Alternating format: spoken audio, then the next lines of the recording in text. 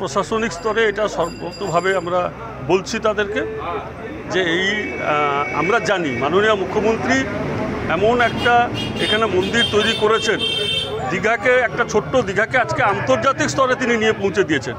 আমরা দীঘাবাসী আমরা জানি, আমরা কষ্ট সহ্য করতে আমরা রাজিও আছি, দীঘাবাসীও রাজি আছে, দীঘার সমস্ত স্তরের ব্যবসায়ীরাও রাজি আছে। কিন্তু যদি দেখা যায় যে দীঘায় যাওয়ার জন্য সুযোগ আছে, ওল্ড দীঘায় যাওয়ার জন্য গাড়ি যাওয়ার জন্য সুযোগ আছে, সেই বার্তাটা আমরা দিয়েছি। আমরা বলেছি যে ওল্ড দীঘায় বাসটা নিয়ে গিয়ে সেখানে পর্যটকদের নামিয়ে যারা নিউ দীঘা যাবে ঘুরিয়ে নিয়ে যাওয়ার জন্য আমরা বারবার আবেদন করেছি। আমরা জানি রাজ্য সরকার প্রতিটা ক্ষেত্রে সহানুভূতিশীল, এটার ক্ষেত্রেও তারা নিশ্চিতভাবে আমাদের এই দাবিটা তারা নিশ্চিত শুনবেন এবং সঠিকভাবে দীঘা যাতে সুন্দরভাবে চলতে পারে তার ব্যবস্থা তারা কিছু কি